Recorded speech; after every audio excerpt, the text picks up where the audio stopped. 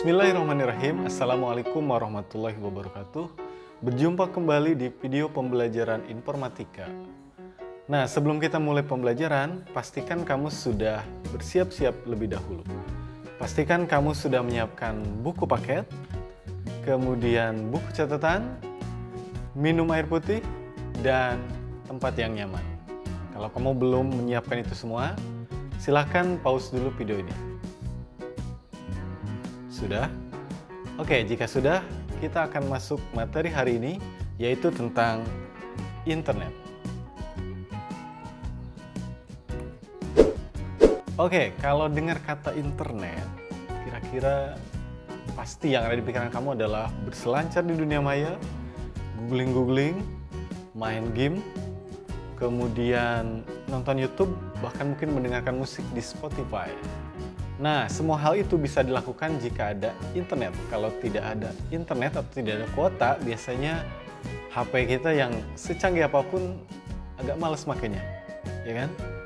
Nah, internet. Kira-kira apa sih internet? Kok bisa-bisanya hari-hari kita bisa begitu bahagia ya dengan catatan jika kita ada internet? Nah, kita kaji lebih dulu. Internet itu berasal dari kata interconnection networking. Ya, jadi dari bahasa Inggris interconnection networking. Nah, apa internet? Internet itu pada dasarnya adalah kumpulan beberapa komputer, ya, komputer yang saking banyaknya itu saling terkoneksi dan bisa sampai mendunia, tapi menggunakan protokol tertentu, yaitu protokol dikenal dengan protokol Transmission Control Protocol Internet Protocol Suite atau dikenal dengan singkatan TCP/IP. Ya. Kalau kamu bisa lihat, Bapak kasih tanda merah. Jadi yang namanya internet itu satu, dia berupa jaringan komputer, artinya komputer banyak yang saling terkoneksi. Kemudian punya sifat mendunia, artinya bukan sebatas lokal. Seperti materi kita yang minggu kemarin sudah dibahas, internet itu sifatnya mendunia, artinya komputer kita terkoneksi dengan komputer orang lain yang ada di belahan dunia lain. Kemudian dia berstandar TCP/IP. Oke, sekali lagi, internet itu adalah jaringan komputer yang mendunia berdasar protokol TCP/IP. Sekali lagi, internet adalah jaringan komputer yang mendunia dengan menggunakan protokol TCP/IP. Oke, sekarang kita ke sejarah internet. Bagaimana internet bisa terjadi? Internet itu bisa dibilang muncul karena saling panas-panasan. Ya. Jadi saling panas-panasan antara siapa? Oke, internet itu kalau kita mundur ke belakang itu dimulai dari sejarah Perang Dingin atau sering disebut juga Cold War. Ya. Jadi Perang Dingin itu perang yang terjadi setelah Perang Dunia Kedua. Jadi setelah Perang Dunia Ke-1, Perang Dunia Kedua ada namanya Cold War atau Perang Dingin. Nah, di antara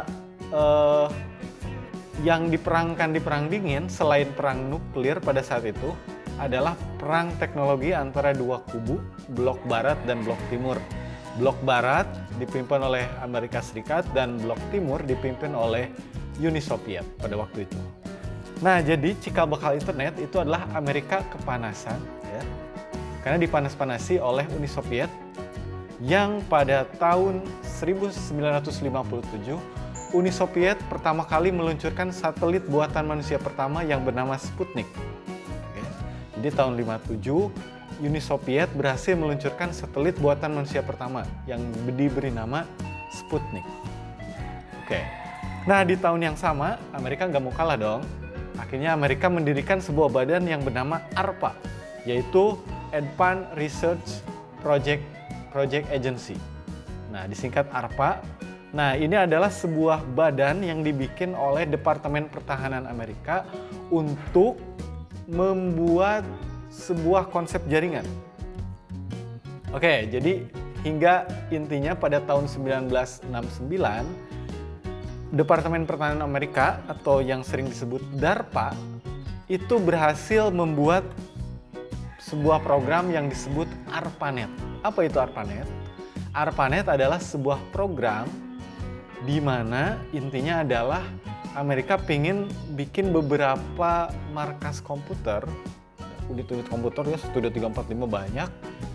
Yang mana jika salah satu komputer atau si server itu dihancurkan oleh musuh, maka data tetap ada karena semua komputer itu saling terkoneksi.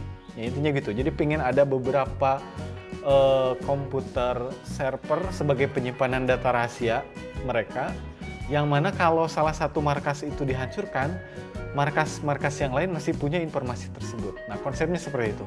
Maka dibikinlah namanya ARPANET. Ya.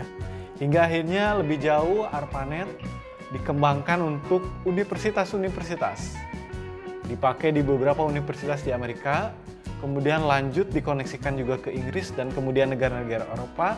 Kemudian pada akhirnya di awal tahun 90-an itu internet mulai dikomersilkan hingga sampai sekarang kita bisa kenal internet sampai ke rumah-rumah. Nah, itu cikal bakal dari internet. Jadi mulainya dari Perang Dingin, kemudian Amerika mendirikan ARPA untuk Badan Departemen Pertahanan mereka. Kemudian di situ mereka membuat ARPANET yang ditujukan untuk militer. Kemudian di tahun selanjutnya dibawa untuk universitas-universitas di Amerika, kemudian dibawa ke Inggris dan disebar ke Eropa hingga akhirnya di tahun 90-an kita bisa merasakan internet secara komersial. Nah, sekarang kita bicara untung dan rugi menggunakan internet ya. Sebagaimana pisau yang punya dua sisi yang bisa kita manfaatkan, bahkan di sisi positif tapi juga bisa bernilai negatif. Nah, apa keuntungan dari penggunaan internet? Yang pertama, internet itu sifatnya sebagai alat komunikasi murah. Sebelum ada internet, kamu bisa bayangkan, untuk saling bertukar informasi, orang harus mengirim lewat surat, yang mana sampainya itu bisa sampai berminggu-minggu, sampai kan berbulan-bulan, sebagaimana jauhnya. Nah, kalau dengan internet, kita bisa ngasih informasi dalam sepersekian detik. Nah, bisa kebayang ongkos dan waktu yang dipangkas dengan menggunakan internet. Keuntungan yang kedua adalah sebagai sumber informasi yang besar dan luas. Sebagaimana kita ketahui hari ini, kamu kalau cari sesuatu, pengen tahu sesuatu, biasanya yang pertama kali dibuka adalah Google atau mesin pencari yang lain. Nah, itu menunjukkan bahwa informasi yang luas ada di internet. Ketiga, menjadi peluang usaha baru. Kalau dulu orang jualan, kita harus datang ke toko, misal kita harus datang ke mall, harus mandi dulu biasanya, karena kalau belum mandi kan malu juga, ya kan? Kita harus mandi dulu, rapi dulu, baru datang ke mall, kita milih-milih barang, tawar-tawar barang, di mall nggak nawar ya. Kalau ke pasar mungkin tawar-tawar, hingga akhirnya sampai ketemu dan akhirnya dibeli. Nah, bayangkan dengan adanya internet hari ini, kita baru bangun tidur saja sudah bisa beli belanja macam-macam. Oke? Nah, jadi peluang usaha baru. Toko-toko baru banyak karena mereka tidak perlu lagi buka toko atau modal bikin toko untuk buka usaha, untuk berdagang. Tapi mereka sudah cukup bikin akun di toko jual beli online dan jadi peluang usaha baru. Atau di sektor lain, jasa misalkan. Dulu orang menawarkan jasa ojek ya di pangkalan, tapi hari ini dengan adanya aplikasi, orang bisa memesan ojek dan menjadi ojek itu dengan aplikasi. Seperti itu, peluang usaha baru. Kemudian yang keempat, keuntungan dari internet adalah keterbukaan. Nah, sebenarnya keterbukaan ini bisa disebut keuntungan bahkan kerugian. Nah, di mana dengan keterbukaan, informasi yang ada di belahan dunia lain kita bisa tahu dengan segera. Ya. Kemudian karena keterbukaan juga tidak ada lagi sekat-sekat untuk suatu hal bisa jadi rahasia. Oke. Nah, seperti itu keterbukaan. Kemudian jangkauan yang luas. Oke, di mana ruang dan waktu sudah jadi bukan lagi halangan. Ya. Saat kita seperti ini tidak bisa belajar di sekolah berinteraksi langsung, dengan ada bantuan internet kita bisa masih tetap melaksanakan pembelajaran. Seperti itu. Kemudian untuk kerugiannya, yang pertama tentu saja adalah adanya ancaman virus komputer, baik jenisnya virus, malware, trojan, dan lain sebagainya. Ya. Nah, ini virus tentu saja akan mengganggu satu keamanan dan tentu saja dari performa si perangkat yang kita miliki. Kemudian yang kedua, pencurian data. Nah, sebagaimana kita ketahui, yang baru-baru ini terjadi, jutaan akun di Tokopedia datanya terambil. Nah, ini dua sisi mata uang. Kalau tadi kita belanja ke pasar, mungkin ancamannya mungkin copet, ya, jamret. Nah, tapi kalau kita bicara sudah belanjanya online, maka kemungkinan kejahatan baru juga muncul, ya kan? Seperti pencurian data, pencurian rekening bank dan lain sebagainya. Nah, itu kemungkinan bisa terjadi. Kemudian yang ketiga adalah plagiat karya. Nah, ini sekarang ini sangat sulit membedakan karya orisinil seseorang, ya. Apalagi kalau kita lihat di YouTube, misal banyak sekali cover lagu gitu ya. Sampai kita saru ini penyanyi yang aslinya yang mana sih? Gitu ya. Nah, ini plagiat karya. Atau mungkin kalau kalian juga mungkin ada yang sering plagiat. Saat guru nyuruh silakan bikin puisi atau bikin cerpen. Daripada ribet, akhirnya kamu nyari cerpen atau puisi di internet, kamu copy paste. Nah, itu contoh plagiat karya dan itu dilarang dan tidak boleh. Oke? Itu salah satu kerugian.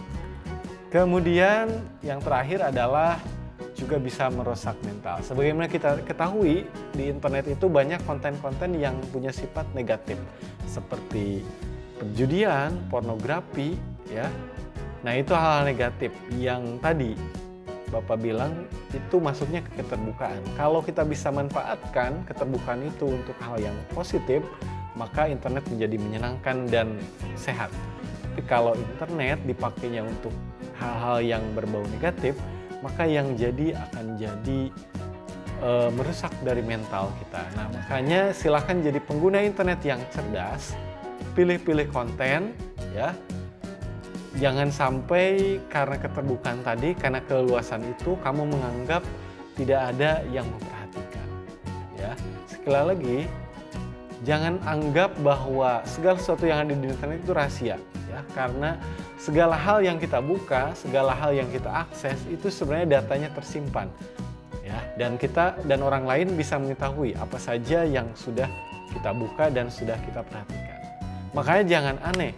Misal, kalau kamu lagi mau cari sepatu di internet, kemudian kamu coba googling harga sepatu dan model sepatu yang paling keren. Dan jangan heran kalau misalkan kamu buka media sosial, tiba-tiba kalau kamu dapat iklan yang ada hubungannya dengan yang kamu cari tadi. Misal kok di IG saya ada iklannya, iklan sepatu. Nah, itu bukti bahwa internet kita tidak aman sebenarnya. Bahwa segala yang kita lakukan, ya, segala sesuatu yang kita cari di internet itu sebenarnya terekam, ya, seperti itu. Nah, intinya terakhir sebelum Bapak tutup materi hari ini, pastikan kamu berinternet sehat. Selalu ada sisi positif dan negatif dari segala hal, termasuk internet. Pastikan kamu selalu berada dan memilih konten-konten yang sehat agar tetap sehat, terutama dari segi mental. Oke, mungkin itu saja materi untuk hari ini. Jika ada yang penting silahkan dicatat. Materi selengkapnya bisa kamu baca di buku paket maupun searching lagi di internet. Ya. Jangan jadikan video ini sebagai patokan materi pembelajaran kamu. Silahkan cari materi yang sesuai dan mungkin lebih daripada materi yang Bapak sampaikan di video ini. Terima kasih, sampai jumpa di video selanjutnya. Assalamualaikum warahmatullahi wabarakatuh.